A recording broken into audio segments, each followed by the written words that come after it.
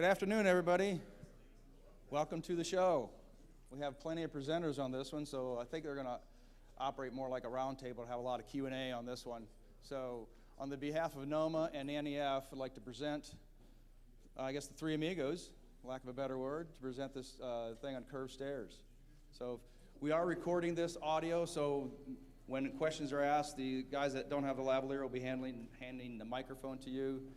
So let's go ahead and have a good class, but please, in the meantime, silence your cell phones so you don't interrupt the class. One more question. First-time attendees, raise your hand. Hey, your first time, you didn't raise your hand.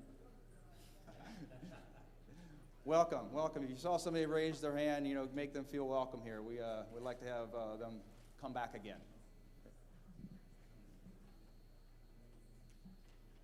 Good afternoon. My name is Ben Mosley. I'm operations manager of the Heirloom Companies. Machi Jankowski with Artistic Ironworks. Tony Leto with the Wagner Companies. So today we're going to be talking about the ins and outs of fabrication of curved staircases. So what I wanted to do is start off and giving you a little bit of my background and why I'm the one talking for right now. I'm going to talk a little bit about the actual staircases. Maji's going to talk a little bit about the railings. And then Tony, if there's code issues or questions, Tony can chime in on that as well. So we've got about everything covered that we think. I'm sure you'll throw us a curveball, and those go to Maji, by the way. So anyway, Ben Mosley with Heirloom Companies. Our company started out predominantly as a wood shop, and there's a reason why I'm telling you about this. So predominantly a wood shop, we did curved or circular staircases. Really only at that time, and it wasn't until the early 2000s that we began our metal shop. So my experience in curved stairs started off as strictly wooden staircases. When we get going on a staircase, I've been doing this probably somewhere in the 12 to 15 year range, and in that amount of time, we average about 35 to 40 curved staircases a year. So I did the numbers, and I've either coming real close to or I'm about to surpass 500 circular staircases that I myself will measure, design, oversee construction, as well as installation. So I've got a lot of experience with the curved stairs, and a lot of that transfers very nicely into the metal staircases. So I thought a really good opening way to show you the ins and outs of a curved stair fabrication is to start off with are we moving? We're not moving. Is to show you nothing at all. Let me see your remote. Let me see if it turned on or off. I got to back up. You can hit the forward button. Pull that one out. So while I'm switching this out, also have with me my brother, Travis Mosley. Travis, where are you? There he is. So Travis is our iron shop manager, and so whatever questions I can't answer about the curved stairs, it's going to go to Travis, so he'll be a little bit of an impromptu helper as well. Again, easy questions to me, difficult questions to these guys. All right, let's try it now. Why are we not working? Oh, here we go. All right, we're live. All right, so I'm going to start off by telling you, or showing you a quick video.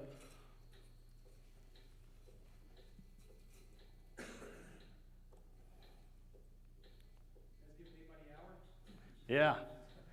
We had sound with this, and it's got something clicking back there. I can hear it. I don't know what that is.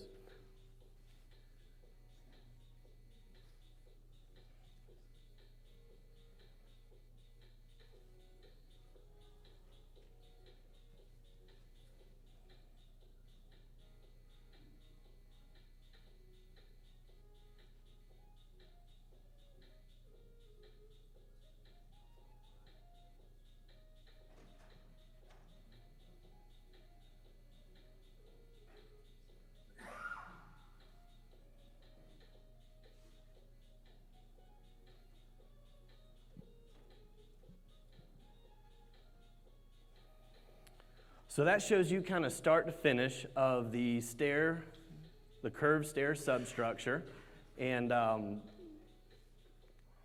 what goes into it. that is probably as complete as I can show you. So at this point, are there any questions?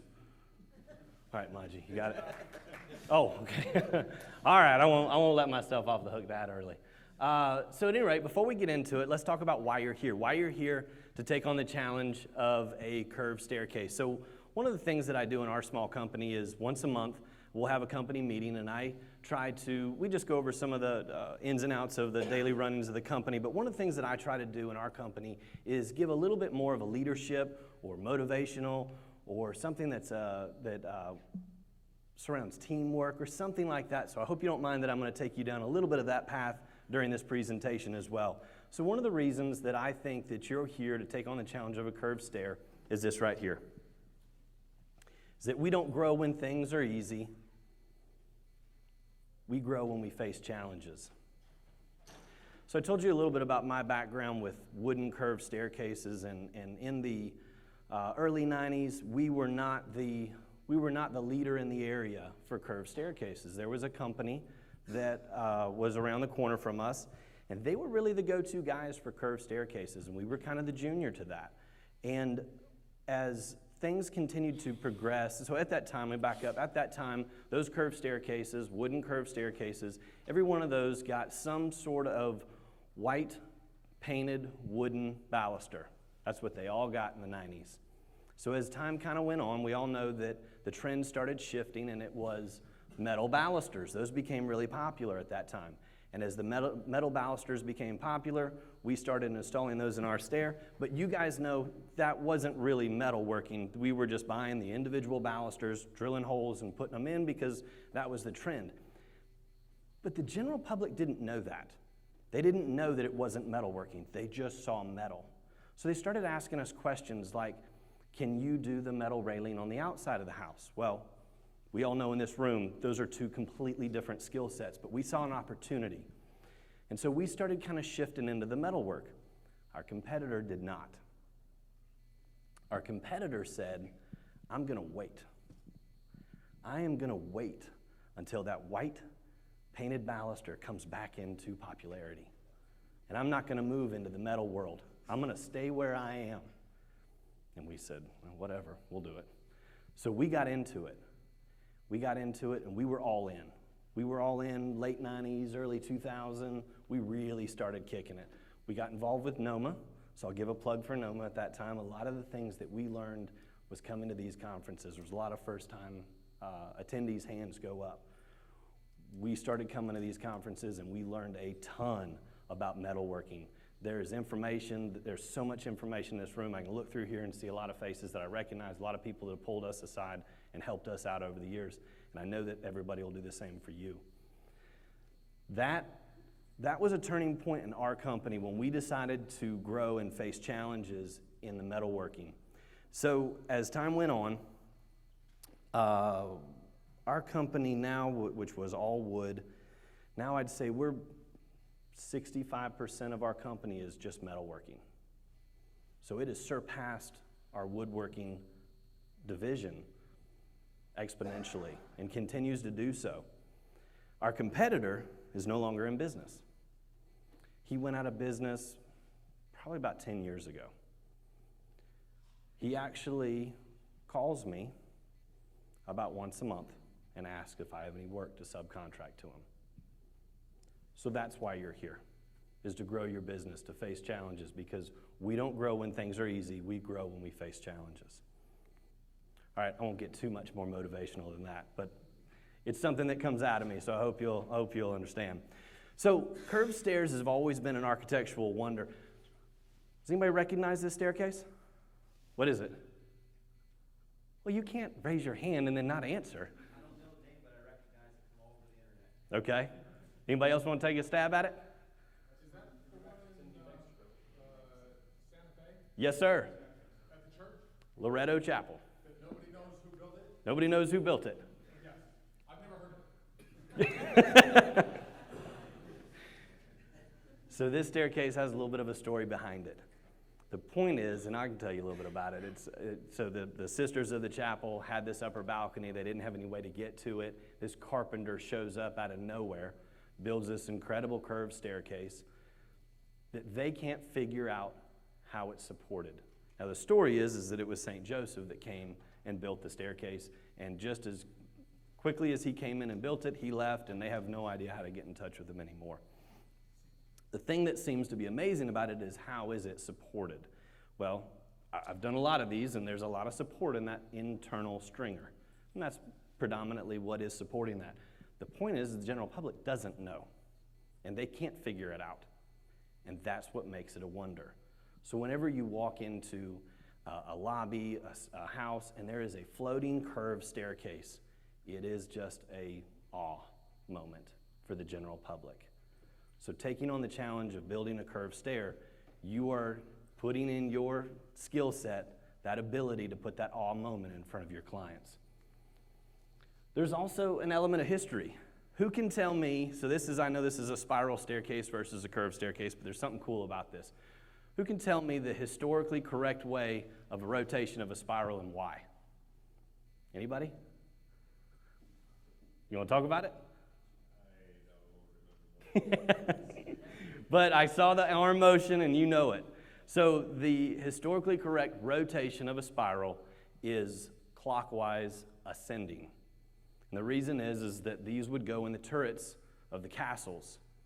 And the defender of the castle had the right-handed advantage in either defending, or, retreating up the stairs or attacking going down the stairs. He had that right-handed advantage of going against his attacker. Now, the intruder, he had the disadvantage. So again, we're assuming that most everybody's right-handed, and that's common.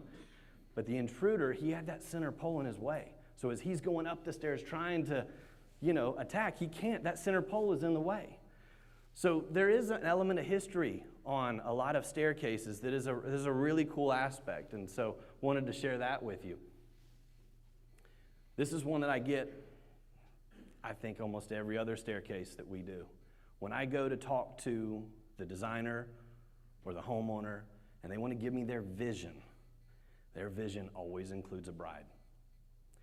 We want this grand curved staircase that comes down into the entry of this house. And if you could imagine a bride coming down the steps in her wedding gown on her wedding day, and I'm like, I got it. I know, the wedding. Every single time, it's an element of beauty. These are all the reasons that we're going after this challenge of curved stairs, is because you have all of these and you're able to produce all of this from your skill set. All right. Guy on the right, that's Travis. Travis, remember, easy questions, hard questions, just as a reminder. Anybody know who that guy on the left is?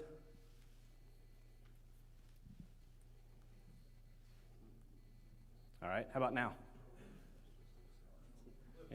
That's Cliff Williams, that's right. Cliff Williams recently retired from the band AC/DC. He was the bass guitarist. You can see him standing there and doing his thing. He moved into our area. He just showed up at the shop one day and said, I've heard of you guys and I want you to do our rails. And that was really cool. And we really enjoyed working with him. He's a really cool guy. So a lot of the guys in the shop, have hobbies, and one of them's playing guitar. And so one of the guys said, well, I think he said Mr. Williams. I hope he said Mr. Williams and not Cliff. Mr. Williams, what kind of opportunities are there for a guy that likes to play the bass guitar, likes to play the guitar? The way he answered this was kind of cool. He said, well, if you're the best guitar player in the world, you're at the top of the pyramid. And when you're at the top of the pyramid, there's a lot of job opportunities. There's a lot of money to be made. If you're the second best guitar player in the world, you're still pretty close to the top of the pyramid. There's still a lot of job opportunities. There's still a lot of money to be made. But as you continue down in that pyramid, there's a lot more competition. There's fewer jobs. There's a little bit less money. So my point is, where are we going to be? With our curved stairs, that's putting us at the top of the pyramid, where there's not as much competition. There's a whole lot more money to be made. That's why we're doing this. Puts us at the top of the skill set pyramid. Oh, let me back up. Oh, cheated. Oh, who knows this staircase? Who wants to tell me about it? It was top job last year. Is Jack in here? Oh. There he is. Hey, Jack, how are you? Good. This is Klom & Sons. They won a gold for the railing last year, and they won the Mitch Heitler Award. That is the most prestigious award for recognizing your work in our association. We've never won one of these. Jack, how many of these do you have? 3. He's got 3. Jack, I want you to come up and finish my lesson, please. Beautiful staircase, beautiful railing. One of the things that is, if you really study this railing, that is just so challenging about it is that it is on a curved stair. So he's got a flowing design that goes from curved stairs to level, back to curved. There's an inside radius that's different than the outside radius, and it all flows. There's all the level, and everything flows. Would this railing have been as impressive on a straight stair? It would have been impressive. But would it have been as impressive? Would it have won the Mitch Heitler Award? There's an element of challenge to get this job to this point on curved stairs. So taking on that challenge, Jack, I stole all these pictures off your website and your Facebook, by the way. All right. So one of the other reasons, and I love this picture on the right that somebody posted. Jack, did you post that, or did somebody post that on your Facebook page? I did. You did that? So one of the great things about curved staircases is your marketing. Jack was telling everybody, all of his client base, this job that I did won a gold, it won the Mitch Heitler. So you are doing your marketing if you are telling people about your curved stairs that you're able to do. That is one of the top things in the industry that is the most challenging, and the reason we're here today. All right, so let's talk about the actual curved stairs. You're going to begin with a set of plans, hopefully. We do. This is a set of plans that our company received and we were going to bid from. Right here, that's the curved staircase right there that we need to bid. I need you to also notice that there's another staircase right here. So these are the plans that we get, 2 staircases we need to look at. Rolling through the plans, this is the first page I come to. And I'll be honest with you, I'm impressed. There's a lot of information about this staircase. Now, this is the straight staircase, but there's a lot of information about this, and I'm thinking, this is going to be pretty good. This architect's doing my job for me. I don't even have to design this thing. I mean, I've got all kind of information. I've got my plan view, my elevations. He's given me dimensions. I'm thinking I am excited to see the plans on the curved stair because we're going to move right into fabrication probably in 2 days.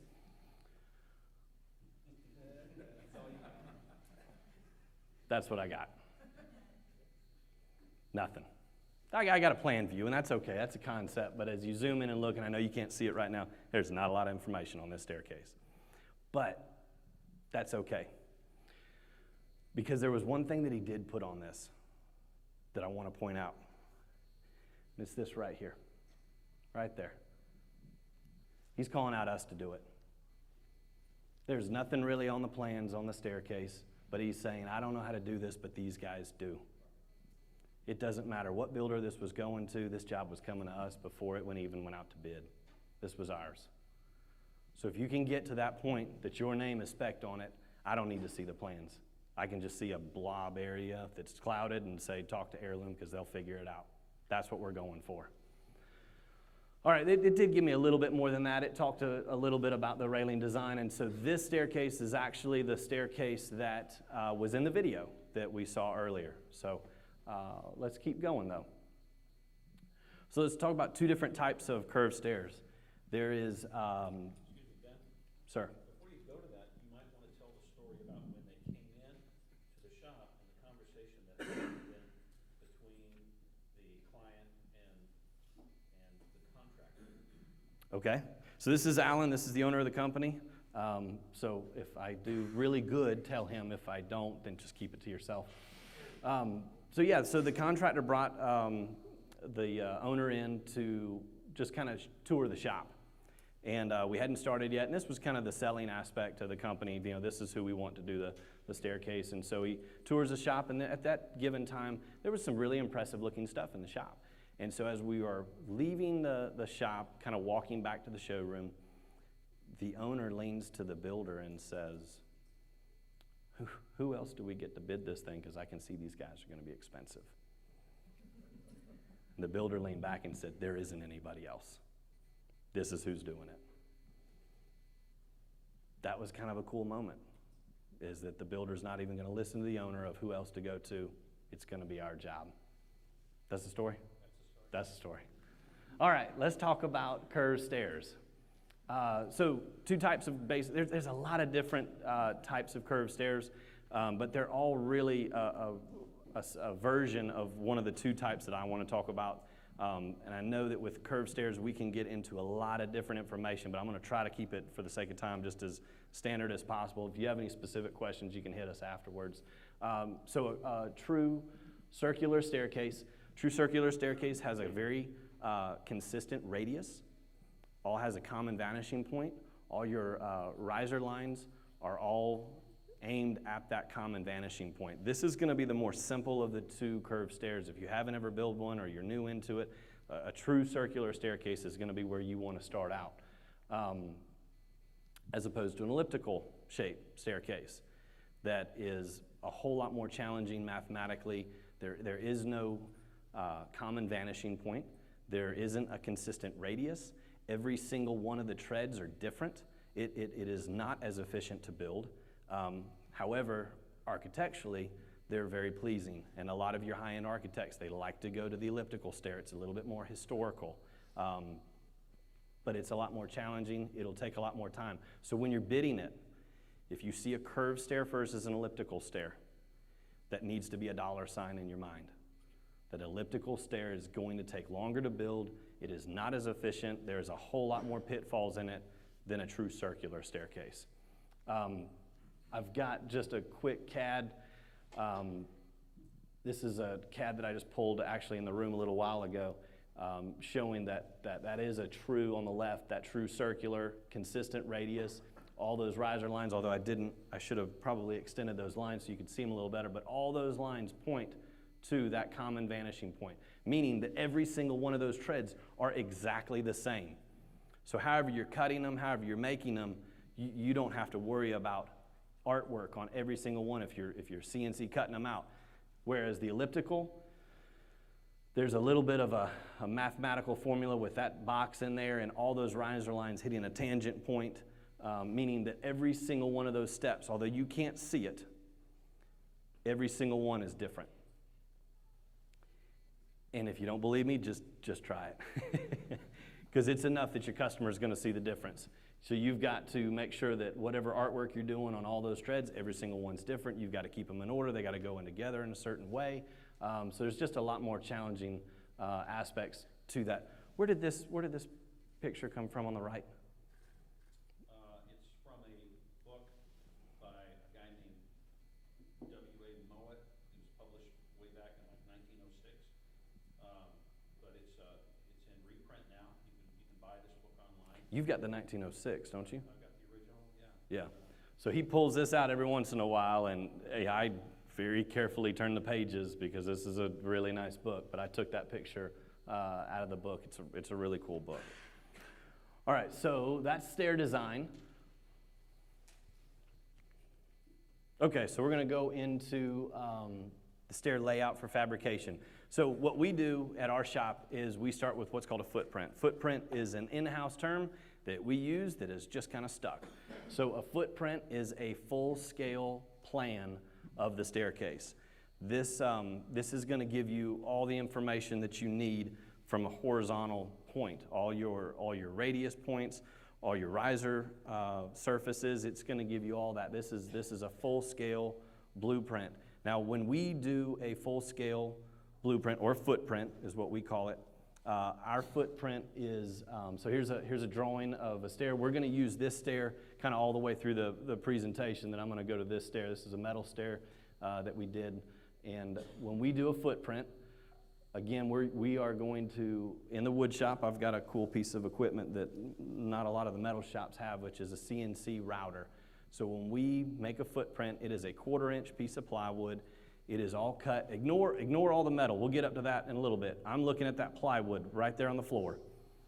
That is a full-scale blueprint of the staircase of exactly this. All of the riser lines and the inside of the stringer, those are all scribed. So that machine has the ability to go in and score the plywood about 1/8 of an inch deep so we don't lose those lines. So every piece of that information is now full scale on the floor. So I know I'm cheating because I have a CNC router and probably not many people in the room do. Contract it out. I've had NOMA members call us and ask for a footprint. See if there's somebody local, cabinet shop. Somebody's got this in your area. If you can't do it that way, I've heard of people printing it on paper. Personally, I'm not a big fan of that. But the other way to do it is you can draw it on the floor. Snap chalk lines, you can actually draw it out on the floor. The only issue with the drawing it is you're working in there. So if you're working in there, you can start to distort all the lines pretty easily. One of the main things to remember when you're putting this down is that you are firmly attaching this to the floor. We are working on top of it, so we don't want to kick it or anything to where it's going to move. So we have we'll bolt it down to the concrete, some something to keep it locked down. All right, moving on. Once we got the footprint laid out, remember all those lines, I don't even really need a plan, to be honest with you. All these lines are right here. So we're going to start setting studs, and in that picture that you saw, you could see all the studs set up. The placement of the studs is extremely important. We're going to have one edge of the stud is going to be lined up with your riser line. Remember, I'm going to my riser face. I'm not going to the nose overhang of the tread. Don't worry about that. We'll get to that in a little bit. I'm going to the riser face.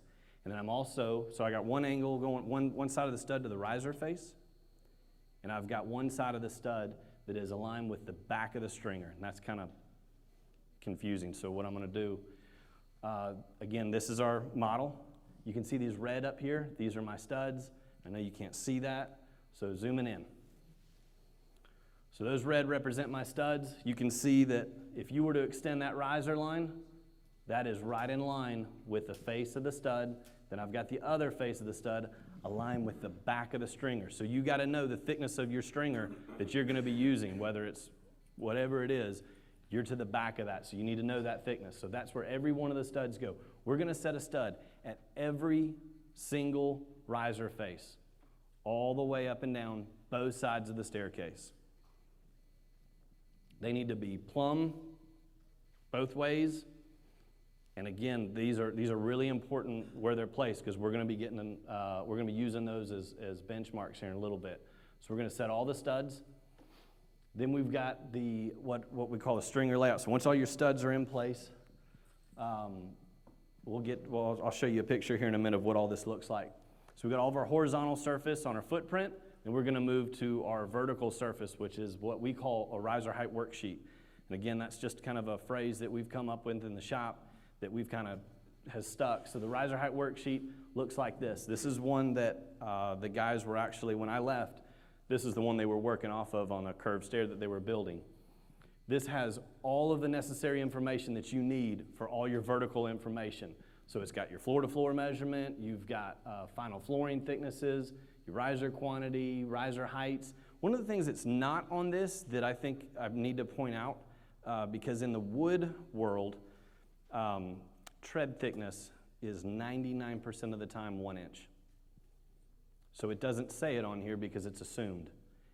If it's anything other than that, it would say it on this one. But in our world, in the metal world, what are the treads going to be? Are they wood? Are they steel? Are they stone? What are they? You got to know what that is. You got to get that information on the front end before you get started. You also, if it's interior, well, even if it's exterior, are they building up pavers, or is there tile? What's going on, top and bottom? We need all of our riser heights to net yield the same. The way that we do it is I get it in an email from the builder.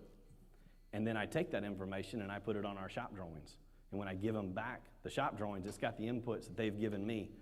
whatever the tread thickness is, if that's their responsibility or my responsibility, and what all the flooring thicknesses is. I've had one time that they've changed it because in interior, your hardwood flooring, we're kind of going through a change right now that it's not always sand in place 3/4. This pre-finished world is starting to come back around, which wasn't where we lived before. Pre-finished was more starter home, but it's getting more popular. And pre-finished hardwood is 1/2 inch, 5/8, 11/16. It's all over the place.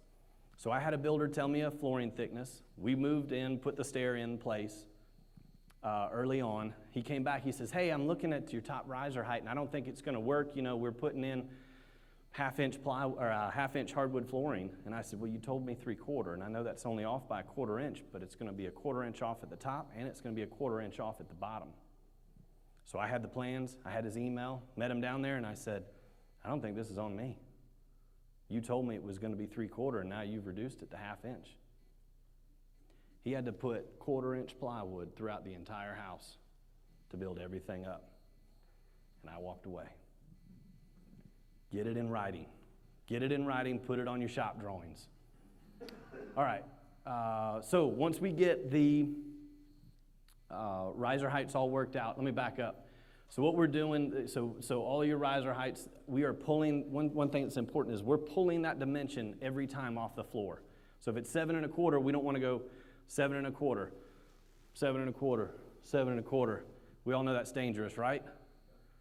We're pulling every time off the floor to make sure that if there is a discrepancy or anything in there, just that one might be off, and hopefully we'll catch that instead of a problem that just multiplies out. All right, so now we've got our studs in place, and we need to mark a control line that's going to represent the top of our stringer. So the control line, that distance that you want to see between the top of your tread and the top of your stringer. A lot of times that'll be laid out in AutoCAD, so let's say it's 3 inches. We're going to see 3-inch reveal off the nose of the tread to the top of the stringer. What you're going to do then is now we're going to start marking stuff, and we are going to mark on the stud exactly plumb from the riser line. We're going to mark, that would be, so we're saying 3 inches, we're going to mark 17 1/8, we're going to mark 24 3/8, so on and so forth, because we are marking at the face of our stud exactly plumb with the riser line. We are marking that control line that is representing the top of our stringer at every single stud all the way up.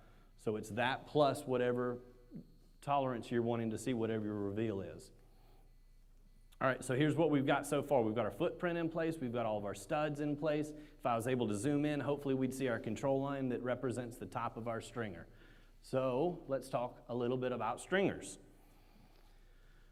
We've got 2 basic types that I'm going to talk about. Plate steel.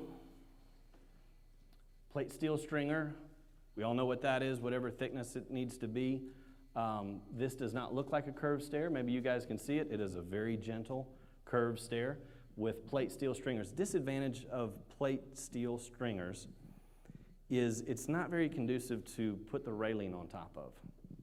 So you're either mounting the railing on the surface of the treads, or you're mounting it to the outside of the stringer. This particular design, they wanted all the newel posts to mount to face mount versus floor mount.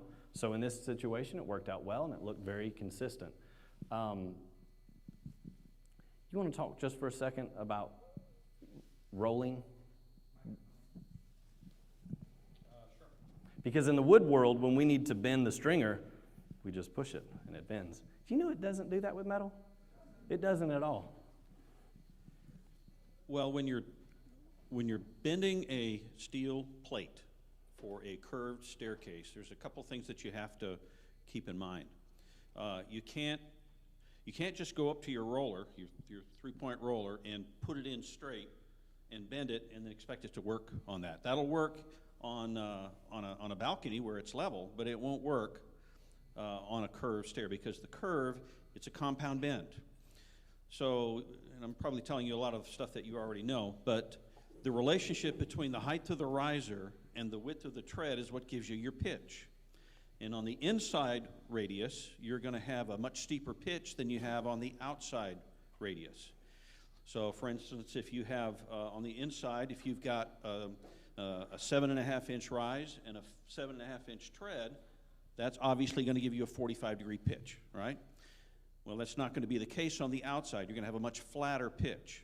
So whatever those two pitches are, let's say you have 45 degrees on the inside stringer, and you might have, say, 20 degrees on the outside stringer, those measurements are what you're going to have to feed your material into the roller. So if you have a 45-degree inch pitch on the inside, then you've got to feed the material in to the roller at a 45-degree angle. And so instead of going in straight like that, you're going to be going in at an angle. That way, when you put it up there, it'll work right. The other thing, though, that you got to keep in mind is if you have a fairly short roller, what's going to happen is when you're putting it in through an angle, that piece of material, the steel, is going to travel on you. So it's going to go from one side of the roller to the other side. So you don't want to start in the middle of your roller. You want to start on one end, and then it'll start to travel on you as it's going through the roller, and it might end up, and we've had it before where we've had to stop the roller and then get the material out and then go back to the left side of the roller and then start it over so that you'll have plenty of room to make it. So the main thing that I want to get across is that you got to make sure that you know what the pitch is on the inside radius and on the outside radius, and feed your material in at that same angle on your roller. Clear as mud? Okay. Thank you.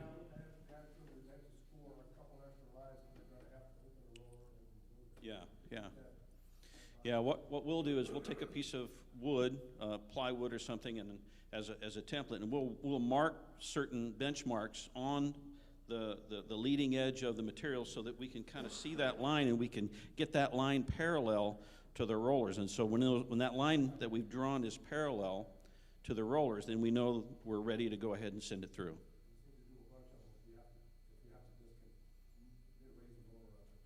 Yes. Okay? Thank you. All right, so that is a plate steel stringer. Then we've also got tube steel. This is an example picture of a tube steel. This is actually a finished picture of the stair that we're looking at throughout our presentation. So the tube steel, a little bit more beefy, a little bit more support. A lot of times you can put the railing on top of the stringer. We didn't do it in this particular situation, but it lends itself that's the natural place that it can go. But within the tube steel stringers, there's really two ways that you can build that. I'm getting some kind of reverb or something off of this. Am I standing too close to this mic? Nope. Okay. Fabricated tube stringers versus rolled tube stringers. So here's an example picture of both. Left is the fabricated tube stringer. The right is rolled. So the left is, again, that's our sample staircase that we keep looking at. The right one is actually the one from the video that we played in the beginning. So we've already talked about, this is just basically the fabricated, this is just basically two plate steel. So we've already talked about how to do that. On your rolled, I think we used Chicago on that one. So you're sending that off, they're rolling it at whatever pitch, radius that you tell them to, and then you'll get that back. There's kind of pros and cons with each. So obviously if you're fabricating it, you got a lot more labor in it. You have less in material or less in paying another company to roll it. But you've got a lot more time involved in it. You also have got a little bit more flexibility with things if it's not quite right, as well as you can roll it pretty tight when you're fabricating your own. If you're buying it or if you're having a company roll it, you're going to have more money in it. Now, when you get it back, our experience is it's spot on. Cost a little bit more. One thing to kind of point out, and we found that out, we found it out a couple of times, but it rang true on this one, is that when they roll it, especially when they're rolling a stringer, depending on the radius, it'll kind of skew the rectangle shape. It's not going to come back and it be perfectly a 2x12 or whatever it was when you sent it out. It's going to skew it a little bit. It's not enough that it's not going to work, but you knowing that going into it. This particular design was a monostringer, and it had double tread plates. So we had to know that one tread plate wasn't going to touch. So we kind of had to grind on one and kind of make that work. There's nothing right or wrong with it. It's just the way it works. And you knowing that ahead of time is going to put you that much more in the driver's seat of which way you want to go with making your stringer. All right. So once you make that decision, remember we've got our control line in place. We've got all those marks on it. So that's where we're setting our stringer to. Clamps, welding, however you're doing it. But your curved stringer now is ready to go up. You've got the exact, and we want to see that mark. We want to see that mark at every single stud. And if that mark disappears, or all of a sudden that mark is crazy out of whack, something's off. And that's your tell right there. We talked about the riser height worksheet, how to make every measurement off of the floor, not have those measurements in sequence. So when we're laying those stringers up, we can tell real fast if something's out. So you should hit every one of those lines as you're setting your stringer. All right, then we're going, so we've got our stringers set. In this case, we welded it. Then we're going to go back and we're going to start transferring lines off of our horizontal surface. So we're coming back in, and at every riser face, remember all my scribed lines on my footprint, that represents riser face. We are transferring those lines straight up, and you can kind of see them here. That's a riser face. That's a riser face all the way up. We're also going back to our riser height worksheet, and I'm making a level mark that represents the top of my riser. That was my riser height worksheet. Remember, we're getting to the thickness of the tread later. But the reason I want to mark the top of my riser is that's where I'm welding my cleat. So I've got that cleat that's put in there at the top of every riser. Riser goes in front of it. You can kind of see here that I'm a little bit behind that line with that cleat, and that's accounting for the thickness of the riser to go in. So I've got all my lines marked, all my cleats set, so I'm ready to start putting in all my treads and risers at this point.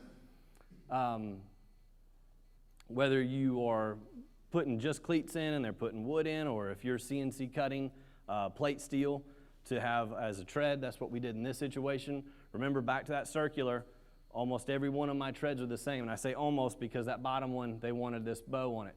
But after that, every single one of them were exactly the same. So when my guys started doing the CNC programming, it was the same thing over and over and over. When it came off the table and it was in a pile, it didn't matter because they were all identical and we put them all in. Didn't matter what direction.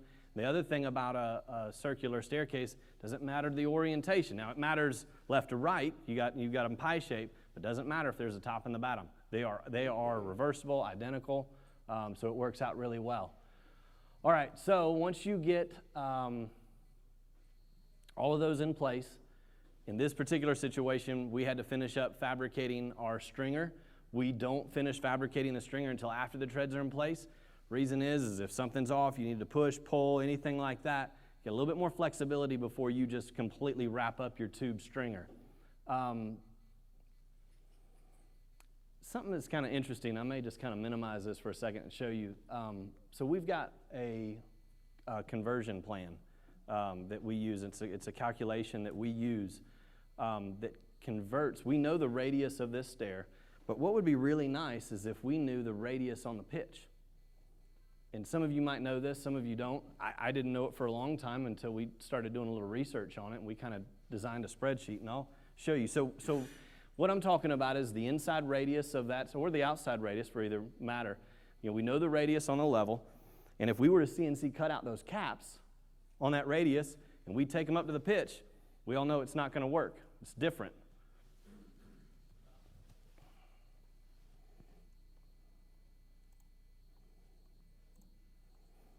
All right, this is one we designed in-house, and I'm happy to share this with you guys.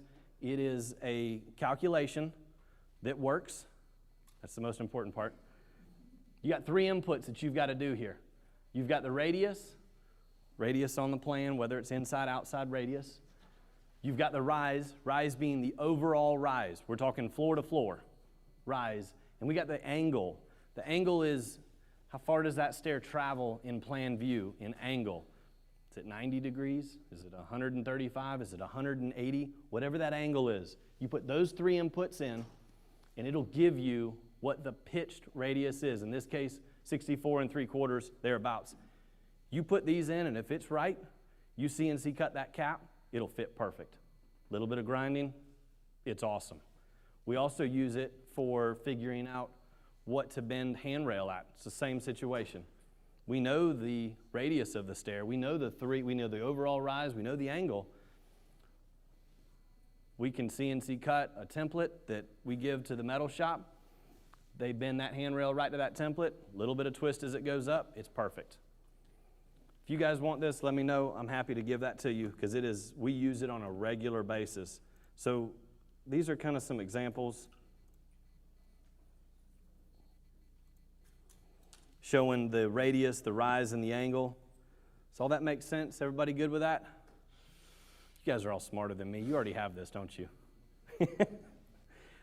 If you can't get to in a situation, if you can't get to the entire staircase, you can also break it down to 1 tread.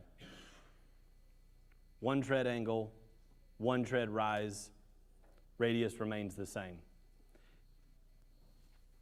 It's not as precise if you go about it this way, but if you can't measure the entire staircase and you have no other choice, this is better than nothing.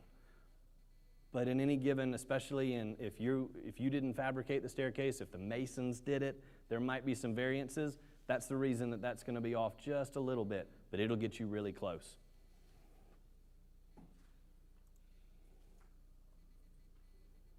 Uh-oh, all my slideshow buttons are gone. Oh, here we go. All right, so once we get that in and we finish up the stringer, now it's install day. I don't know what to tell you about install day. You got to have nerves of steel to move something like this. We believe in doing as much work in our shop as humanly possible. Where you lose money, installs, that's where you lose the money. So we try our best to do as much as we can in the shop. We wanted this staircase to be built to completion. You know what? Let me back up and tell you one more thing. This right picture, let me show you what we're doing right here besides this guy posing in the background. We are actually testing where the crane's going to pick it up. So we weld all those points in the shop so that we have a center point that when that crane picks it up, it's picking it up level.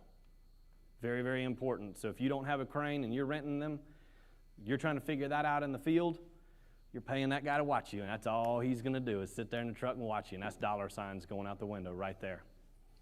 So make sure in the shop, pick your points where you're going to pick this up, have all your rigging ready so that when that crane shows up, you just go right here, buddy, get it right here, and you are ready to rock and roll. All right, install day. So going down the road, it's a little hairy when it's a full staircase. But I want you to know that at Heirloom, we think safety is first, so we made sure we put a flagger up there. Make sure that we didn't have any problems. DOT, we got it, buddy, right here. He rode the whole way just fine, so there wasn't any problems at all. All right, so actually at the install, remember what I'm talking about, this middle picture. That crane shows up. As soon as we had to do 2 picks on this one based on the way we had to load it, laid it down, we hooked up, it picked it up, almost perfectly level like we planned on it, set it in place. That is basically my spiel on curved stairs. These are finished pictures of that staircase that we've been kind of tracking all the way through. I didn't talk a lot about railing because Maji's going to talk about railing. Yes, sir? How do you keep your studs perfectly plumb? I think you did touch on how to keep the top of those. Repeat the question. Okay, so the question was, how do we keep our studs perfectly plumb? You're not going to like my answer.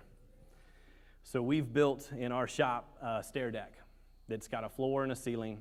All of our studs mount floor and ceiling. So when we set our studs, they actually have brackets. So they're little shoes, if you will, that we mount on the floor all the way around the staircase. Then we shoot a laser to the top, mark that point. We put a shoe in the top of it, stand it up, screw it in, and I'll show you pictures of it. So that was one that was right before we had that, So how do you do it other than that? Bracing. A lot of bracing. And you saw the bracing in the pictures. It's not fun, but it's important. Great question. Yes, sir. If the architect just gave you the plan view and minimal information, who did the structural engineering for the size of the tube and stringers and configuration? We've got I'm sorry. Yes, sir. The question was, if the architect gave us minimal information on the stair, structurally, who's the structural engineer? We've actually formed a relationship with a local guy that has gotten very accustomed to working off of our drawings. That works out well because it's less money versus asking him, what would you do? Because inevitably, if you ask an engineer, what would you do? Man, design goes out the window and it's a monstrosity of a structure, then nothing is going to tear this structure out. So we've formed a relationship with a local engineer. He does a really good job of working off of our plans, minimal red lines and areas that need to be fixed, and then we're off and running. Yes, sir. Do you ever mark out the stringers flat and then send it to the roller, as opposed to kind of jigging up and then kind of rolling a piece and then, laying out all your marks in place? Question is, have we ever laid out our stringers in the flat, and then after they're laid out, then bend them? So we haven't done it that way. I've seen guys do it that way, but we haven't. Yes, sir. Couple of different ways, and it's based on the situation. This particular one had steel in the second floor, so we're welding into massive steel structure. But if you've got a specific question, I can get to that. I don't want to take all Maji's time here. Anything else? We'll get to more questions. All right, Maji.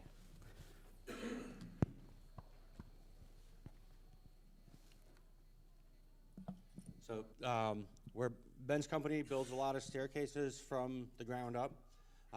In our organization and in our area, most of the stairs are wood, as many that Ben works on as well, but they're done by wood stair builders.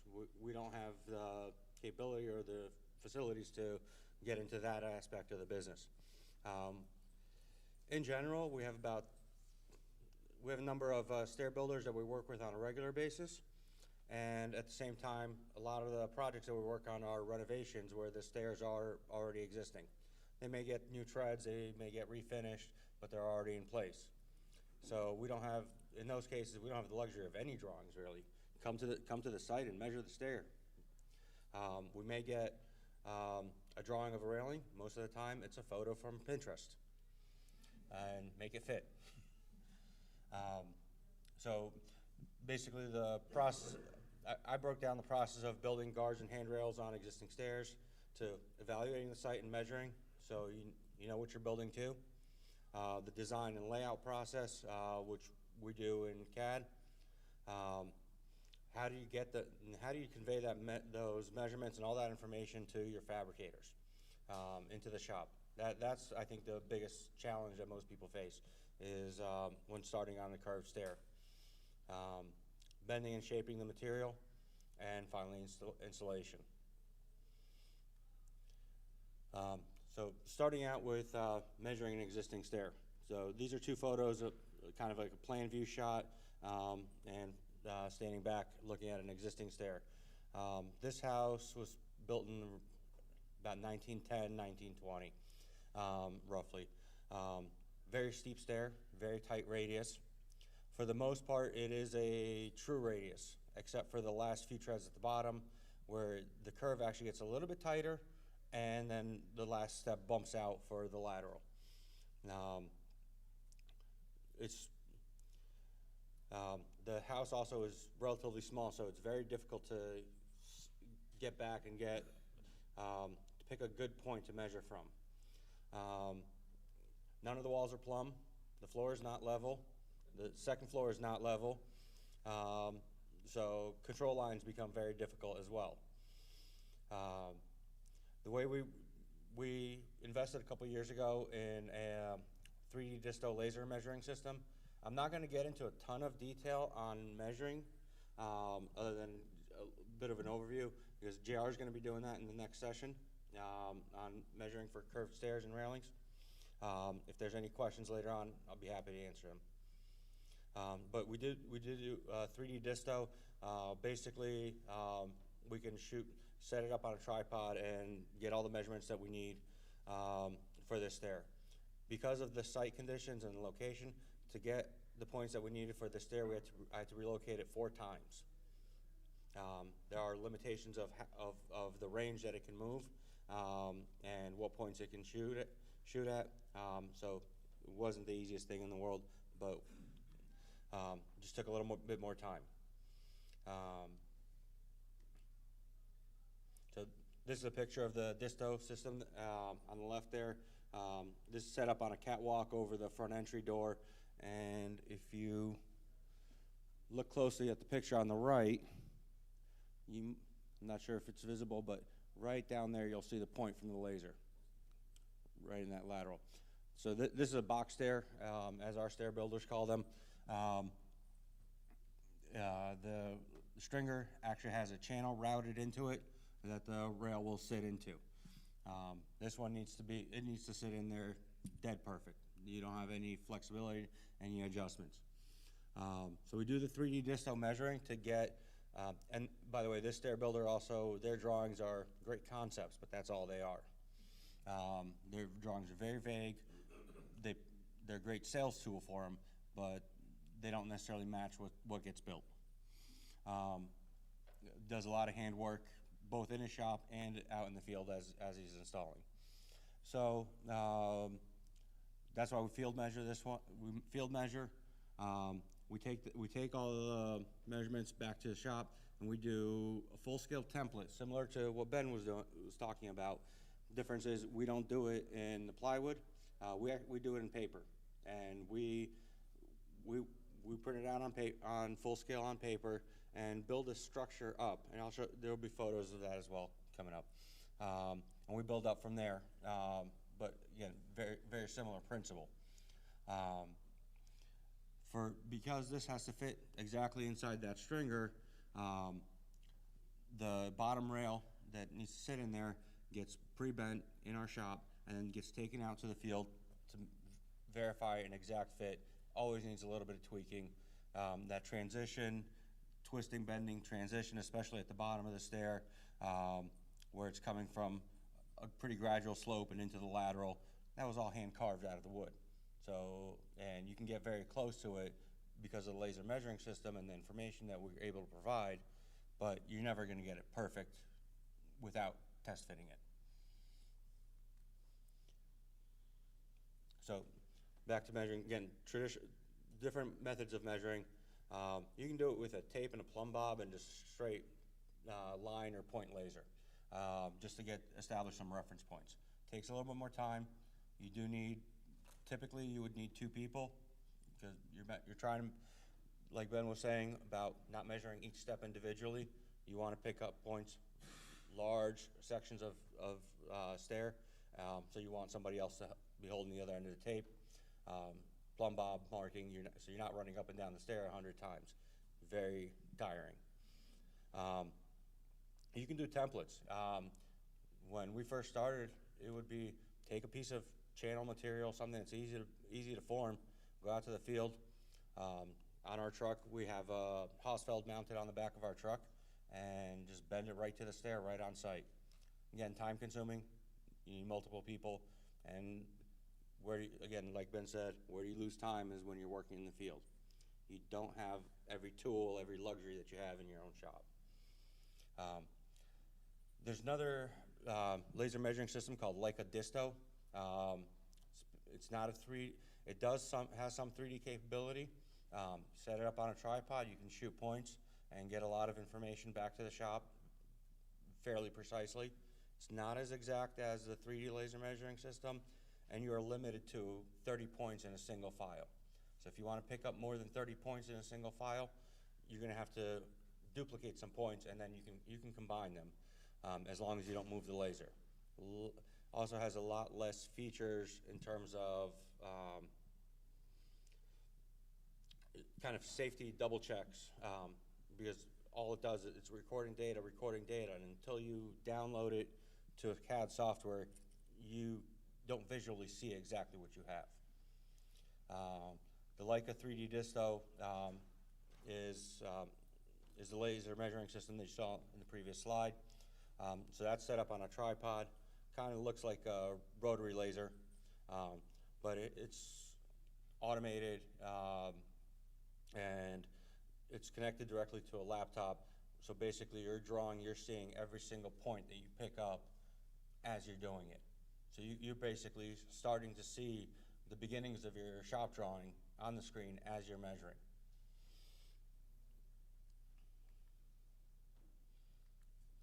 So once we get the data back to the shop, this is just one view of that staircase. This is basically the plan view that we print out full scale. That goes out to the fabrication shop. Obviously, it goes through shop drawing approval process, through the architects and everybody else before that. In here, you'll see we have the arc length of the center line of the rail on each tread. It's a verification that, because we know there's variation in these treads, it's a verification for us that we got the measurements correct. It's a very easy measurement to check out, to double check out in the field, if you need to. We also, up here is the arc length for the entire curve section. That's the consistent curve section. As I said, at the bottom, it's not, the curve changes just a little bit and then goes into the lateral. In the center, you see a formula, and I have it blown up in a second. Ben had that spreadsheet that they use for calculating the rake angle. I'm not taking credit for this formula since I learned it from Philippe about a year ago, I think. Actually, it's not in this one. There it is. This is the formula. So basically, this is the radius of the stair in plan view. So you know that from your measurement. That's assuming you're working with if you're working with a circular stair where it's a consistent radius, you know what that is. If you're dealing with an elliptical stair, you can take some averages, and we've done that many times. You take this section, you take the average curve over that area. For pre-bending, sending material through rolls, it's an incredible tool. It saves you a lot of time. And then the pitch angle. So instead of working with the total rise, that's where, like your form, on Ben's calculation, he would put in the total rise in his. That's why that arc angle was important. So that arc length. So we measure the arc length of the entire curve. We know the elevation change, the height change of the stair from a given tread to a given tread or floor to floor, and that gives us our angle. And again, Philippe can explain the formula much better. He's around here this week. I'm not sure if he's in here. It works really, really well. Send it to, just like Alan was saying, you send it through the rollers, a little bit of twist, and it's gonna fit.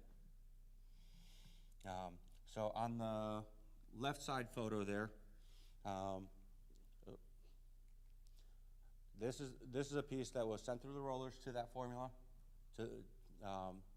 and then twisted. And we have it on the right side there. On the right side here, this is our jig. So we have the piece bent, and then we're putting it up on a jig. Since we're not building the whole staircase, we're building the guardrail and handrail that's going to sit on top of it. We don't necessarily set a post every single step the same way you would for a stair. We need enough support to support the guardrail or handrail that we're building. So typically about every second or third tread, we'll set a post. Our ceiling's a little tall and it has steel building. There's nothing to secure to at the top. So we use a lot of bracing to hold it up. Usually it's something like a 2x2 post or 2x2 angle for the posts. And then we clamp on little angle iron clips. First they get clamped on, adjusted to get the right angle pitch, and then eventually they end up getting welded to those posts that we set the rail on top of. So this is a flattened elevation drawing of the stair. So we've already established what that arc length is, and we always measure that along the center line of the railing. So you got to offset from the edge of the steps or the edge of the string or whatever you're measuring to the center line of your railing. Because this is what's going to become critical in terms of designing your infill to meet the 4 3/8 sphere rule for stairs. This one is a very simple, obviously it's straight balusters, but you also have to balance, a lot of times we're working to balance the consistent spacing of the balusters along with consistent placement on the treads.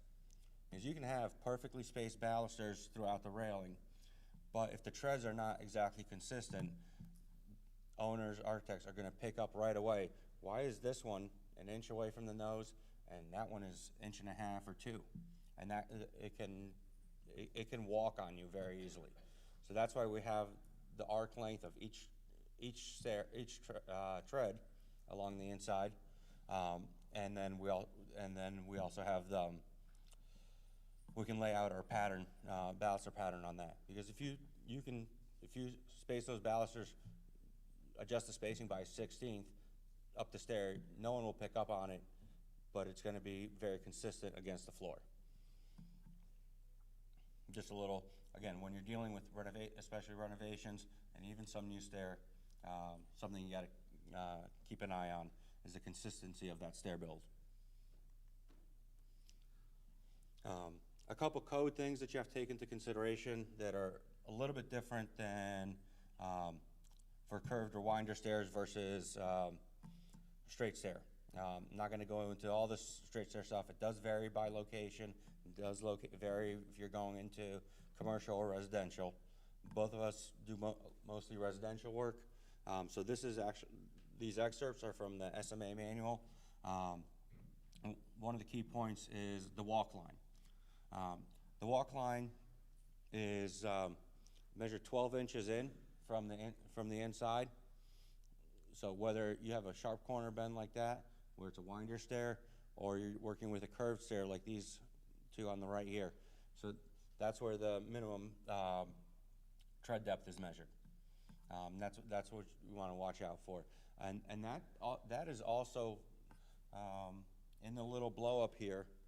They show it's from the edge of your guardrail. So depending on the stair geometry, it may also push your guardrail a little bit deeper into the stair if necessary. Again, dealing with renovation, existing stair conditions. If you're starting from scratch and you can design all that from the get-go, it's a lot easier.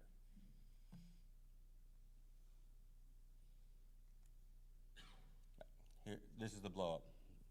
So the tread, you can see where how the tread depth is measured, and it's measured from the clear opening of the staircase. So you're not measuring 12 inches in from the outside edge of the step unless you're side mounting the rail.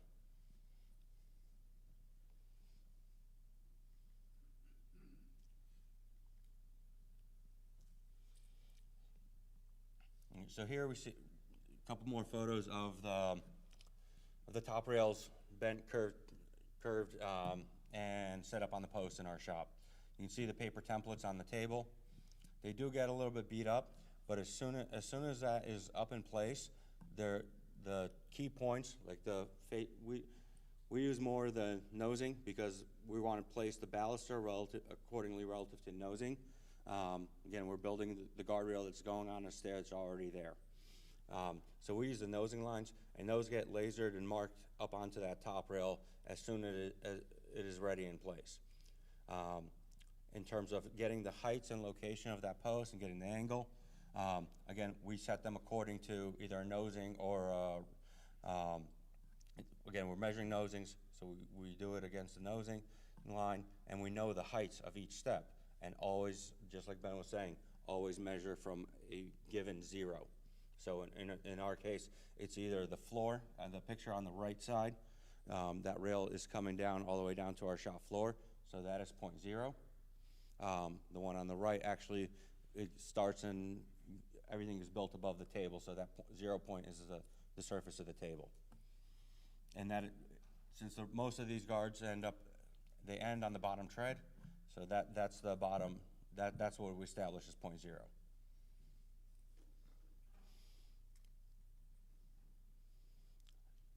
After that is the infill. I mean, you have everything set up you have that top rail set up exactly as it's gonna go. So it's just a matter of hanging the infill underneath it plumb, whatever the design may be. In this case, they're individual balusters that go directly to the floor. So there's no, the bottom is just bracing to keep them plumb relative to, and tied together relative to each other.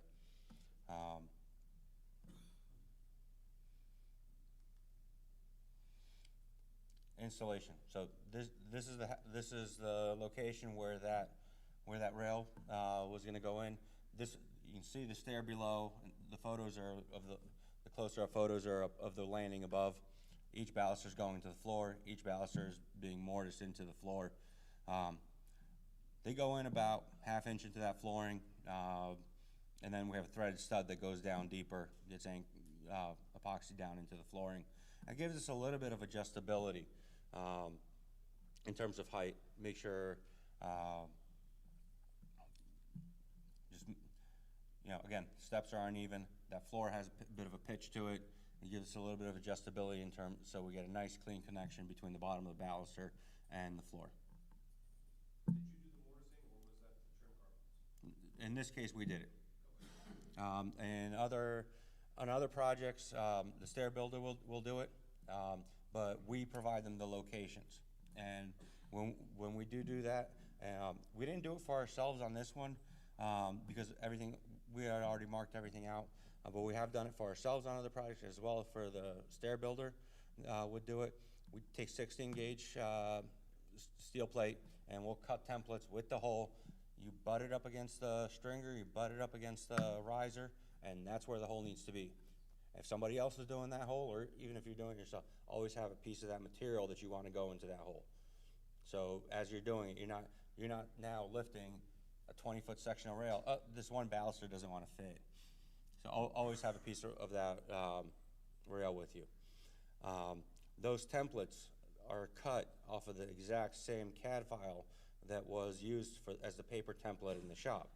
So baluster locations and when you're dealing with square or rectangular balusters, the rotation of that, it's all being lasered up, and so that template is going to match what you have built in the shop, as long as your fabricators follow the template.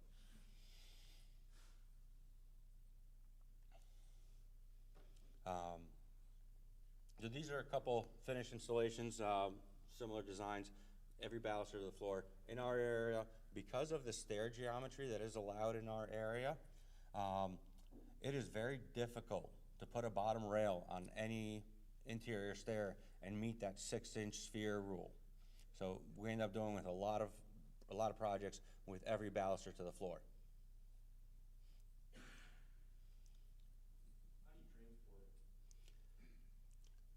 Very carefully. Both of these have wood handrails on top of them. So we'll have a couple cross braces welded to the top of our metal sub rail that's on top. And the same thing, the bottom piece, in the previous photo.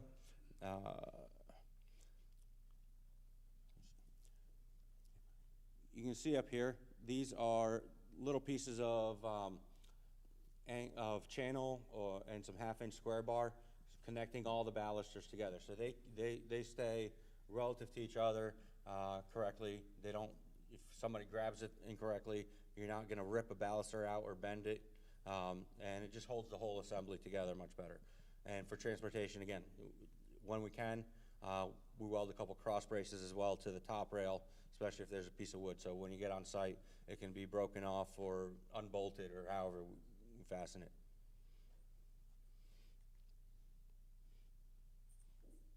So Ben covered a lot of the introductory already. If there's any other questions,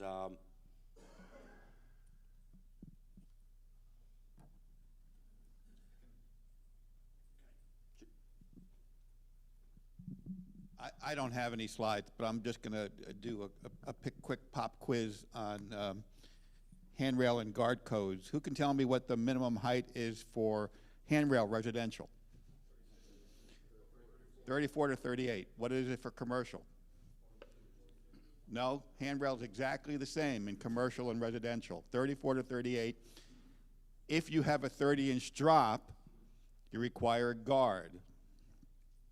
And the difference is in residential, that guard can act as a handrail because the height for a handrail is 34 to 38. Minimum height in a guard for residential is 36. So therefore, the handrail and the guard can be the same thing. In commercial, of course, it's different. There you have a minimum 42-inch height for when you have a 30-inch drop. So on a stair, you're going to have a handrail and a guard. So you're going to have a guard at 42, a handrail between 34 and 38. We mentioned a second ago the opening. What is the opening limitation for a stair? No. It's 4 3/8. Yes. Somebody was just showing 4 fingers. It's 4 3/8 on a stair. This was something that Tom Zuzek had changed several years ago because of the geometry of this, because you ended up with a weird number of balusters on a stair tread. So he was able to go through the code process and have it changed to 4 3/8 on a stair based on that a child going up a stair would be older and therefore not be a crawling child, which you need to protect for on a guard. So he figured they were able to show that 4 3/8 was permissible. So you have that leeway because of the work that Tom did on behalf of NOMA to get that 4 3/8 in. The 6-inch opening is on open stringer stairs, and I'm glad that you avoid that. The original allowance for a 6-inch opening, because of the natural issue of when you have an open stringer and you got your bottom rail sitting on the nosing, you end up with this 6-inch, this triangle. I always warn people that is a minimum, the building codes are a minimum standard for safety. If a child were to crawl through that, you will be sued. And going to court and saying, well, I met the minimum code for safety, the minimum standard for safety, because I met the building code, is not going to save your butt. The injury will be on you. Remember, you are the railing experts. The architects are just building a stair, and you will be expected to use what you know to say, I probably wouldn't do that. So the idea of going directly to the tread is also a great way to do it. Yes? When you have an open stringer, you have this natural, you put a bottom rail on sitting on the nosing, you'll end up with this triangle. So that they allow that, and that came about years ago because the Home Builders Association is very big on keeping down the cost of construction. So they didn't want to have to fill those openings as a requirement, so they pushed back and it got left out in the code. But I'm just suggesting that you as stair railing experts should probably consider that in terms of what you're going to do. So that was, again, that's one of the benefits. And you're taking over are you chair of the Technical Affairs Committee now? No. We are starting the building code process, so you should get involved. They just published the monograph for the 2021 code, which is being reviewed. Yes?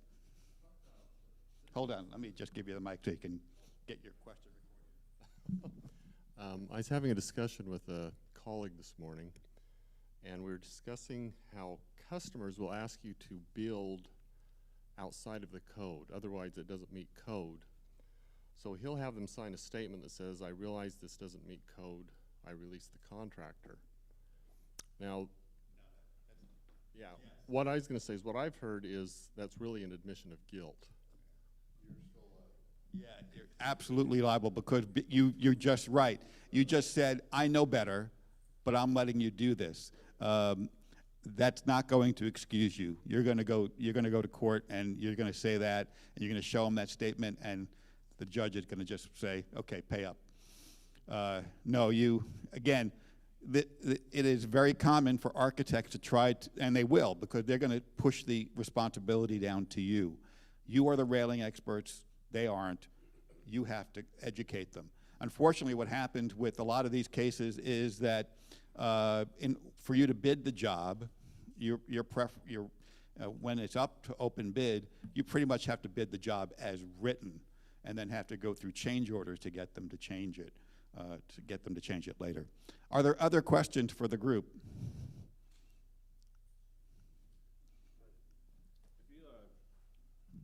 If you ever sending out a railing that's pre-finished and you need to brace the bottom, how do you do that without damaging the finish afterwards? You mean if we're going into existing stairs? And If the railing you sent it out after you fabricated it, Mhm. it's already, say, powder coated. Mhm. You got bracing on the bottom. Okay. That's why no matter whether it's a square, round, rectangular baluster, we always mortise them into the treads a little bit or having a scutch and shoe. So that's where we can tack on a brace. Either the baluster is threaded up and we can bolt into it, or we can tack weld to the bottom of the baluster. And it's always getting mortise into the tread or having a scutch and shoe that will cover up any finish that is not damaged or not covered because of the bracing during finishing process. The rails you're looking at there, the one on the left was black and steel, and both of these were actually only sunk mortise into the tread about half an inch to 3/4, and then there's a threaded stud that's going down deeper. So the bottom of each baluster is drilled and tapped. That's why we use channel material, and we can just use throwaway screws to secure that bracing to the bottom. And basically, we bring it into the staircase. We protect the flooring finish, so we'll bring it into the space, block it up so it's kind of hanging in the air over the staircase, and then that's when we'll unbolt the bracing and set it into the holes. So the one on the left was brought in its entirety from the lateral at the bottom all the way to the transition point where it levels off onto the landing at the top. It's now maybe one more step than what's shown on the photo. The one on the right was brought in about 8-foot sections and spliced together in the field on the straight sections. The one on the right is actually 2 ellipses connected by straight runs. Any other questions? Oh, by the way, if I did not do a code presentation this year, so if you need a refresher, if you go by the Wagner booth tomorrow, we have leftover handouts, which we have a building code design guide so that you can just make sure you can get a comparison of the current building codes. And I don't know, maybe they'll bring me back next year to do that again. I think I've done it about every 2 or 3 years.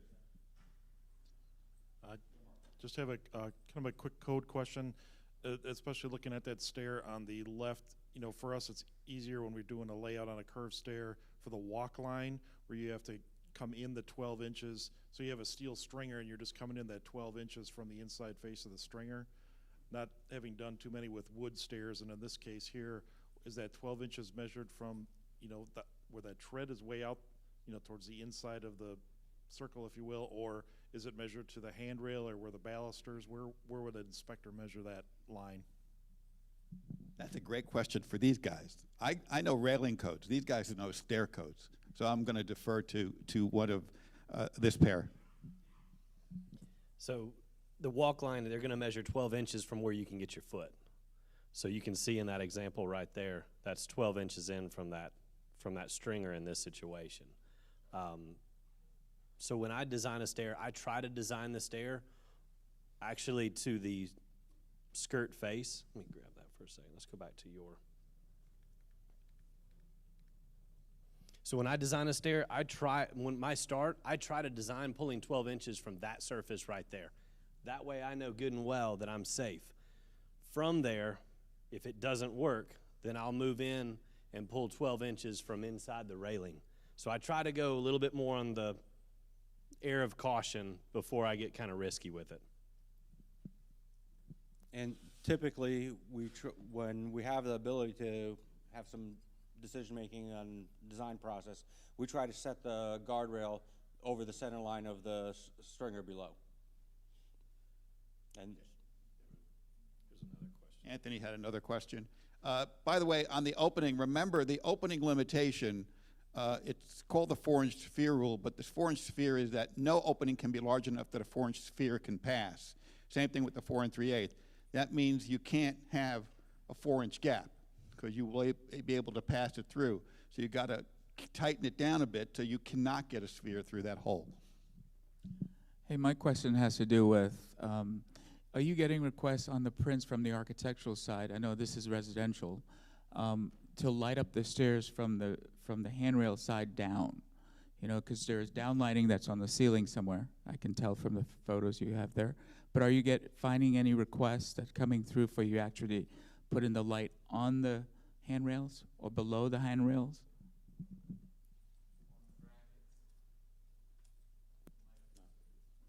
he's asking about illumination. Yeah, a little bit we are. Not as much on interior curved stairs. We've gotten some of that request for exterior lighting, especially coming out of hotels to act as egress lighting. So yes, sir, we've been doing some of that. We've also had a lot of requests for lighting under the nose. Yeah, we do get a lot of that actually on curved stairs. That's a good point. I didn't think about that as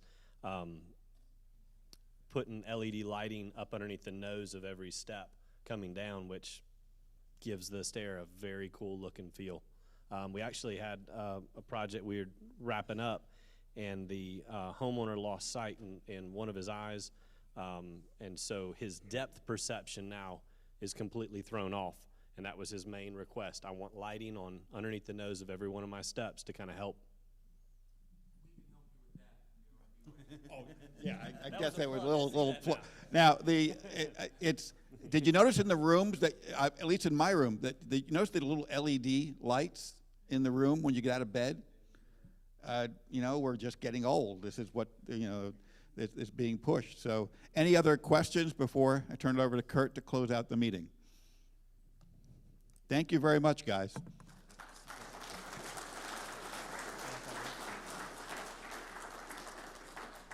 When I was sitting here listening to the presentation these three put together, it's great to see the passion that they put to their craft, and the willingness to share, and even the people here in the audience willing to share and exercise their craft is pretty inspiring.